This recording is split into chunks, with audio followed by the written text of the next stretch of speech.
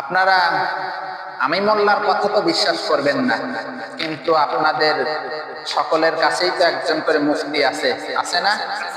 Google শরীফ নাই?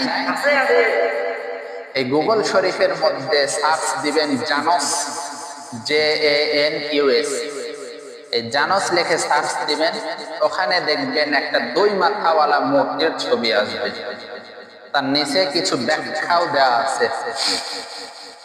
আমার কথা যদি বিশ্বাস না হয়, আপনারা বাসায় গিয়ে এটা সার্চ দিয়ে দেখবেন যে জানস দেবতা, এটা রোমান মুশরিকরা এই জানস দেবতার পূজা করতে একটা সময়, এই বছরের শেষ দিন 31st নাইটের পূর্বে, মানে রাত 12টার পূর্বে, এই জানস দেবতার পেছনের মুখে গিয়ে তারা পূজা করত,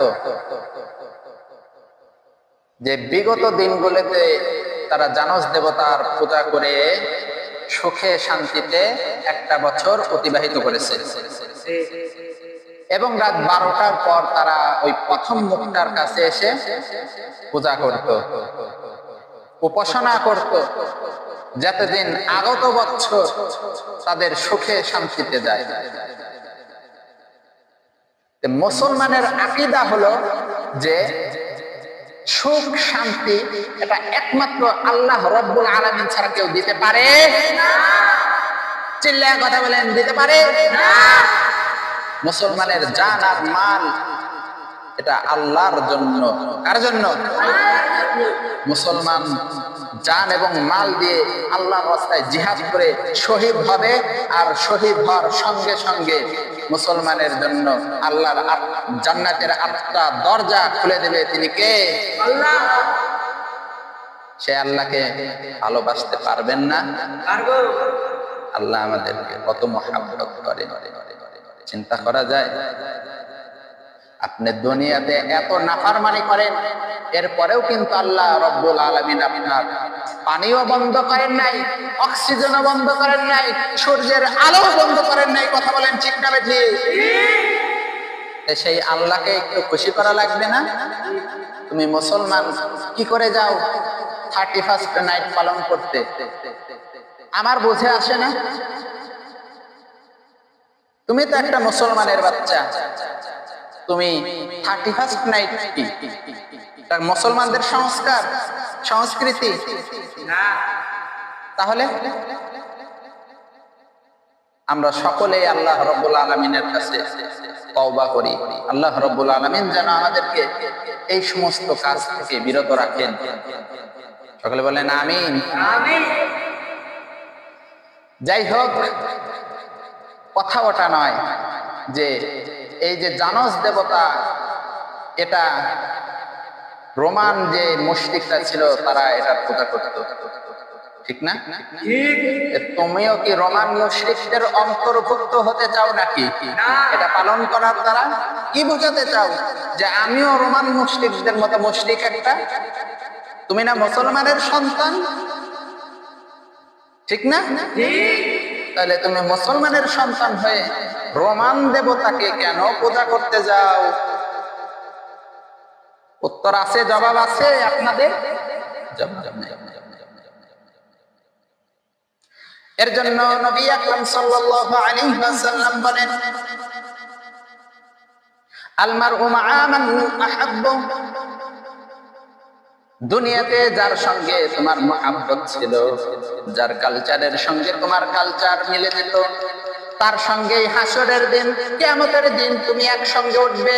ওই মুশরিকরা এই যে 31st নাইট পালন করেছে, তুমি ওই মুশরিকদের অনুসরণ করে যে 31st নাইট পালন করলা, তুমি ওই মুশরিকদের সঙ্গে যখন কিয়ামতের ময়দানে উঠবা, আল্লাহ রব্বুল আলামিন তখন তোমাকে ওই মুশরিকদের অন্তর্ভুক্ত করে জাহান্নামের মধ্যে নিক্ষেপ করে দেবেন।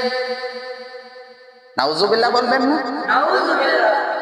আপনারা সবাই জাহান্নামী হতে চান নাকি? কে কে হতে চান 2 হাত তুলে দেখান দেখি। এখনো কেউ বলছেন? তাই এখনো সময় আছে। আল্লাহ রব্বুল আলামিনের দরবারে ফিরে আসুন, তওবা করুন। আল্লাহ রব্বুল আলামিন চাইলে আপনাকে মাফ করেও দিতে পারে, পারে না? আমার রব কত মহান, সত্তা যে বান্দার আসমান পরিমাণ গুনাহ ক্ষমা করে দিতে পারে। শুধু ক্ষমা নয়, যে গুনাহ করেছো বিগত দিনে যদি অনুতপ্ত করে খাঁটি তওবা করে ফিরে আসতে পারো, ওই গুনাহকে নেকি দ্বারা পরিবর্তন করে তোমার আমলনামেও দিতে পারে সেই রব আমাদের রব। কেমন রব জানো? আমি একটু বলি, সূরা রহমান এর মধ্যে আল্লাহ তাআলা জানিয়ে দিচ্ছেন, আর রহমান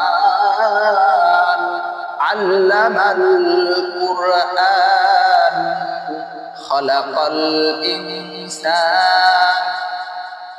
রহমান, কেমন রহমান? রহমান কাকে বলে জানেন আপনারা? রহমতের যে সিফাত গুণ এটা জানেন? রহমান যারে তারে বলে না।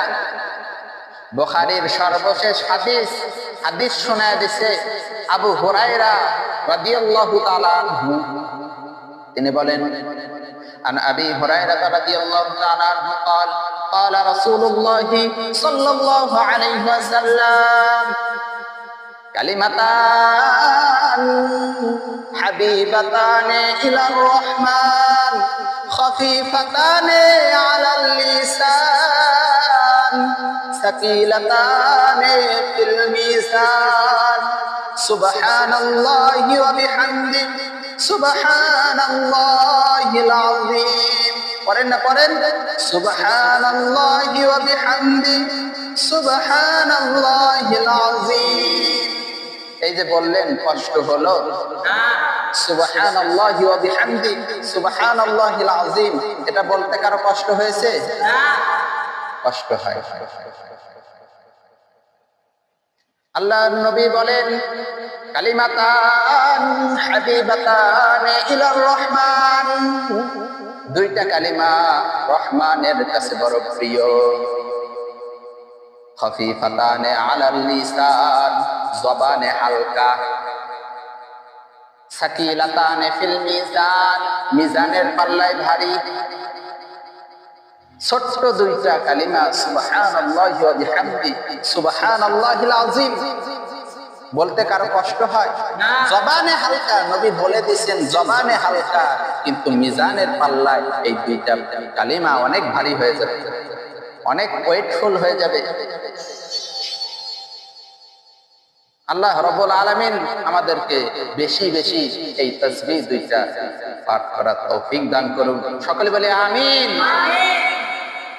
আল্লাহ তাআলা আমাদেরকে কবুল করুন। وآخر دعوانا أن الحمد لله رب العالمين نصر من الله وفتح قريب وبشر المؤمنين।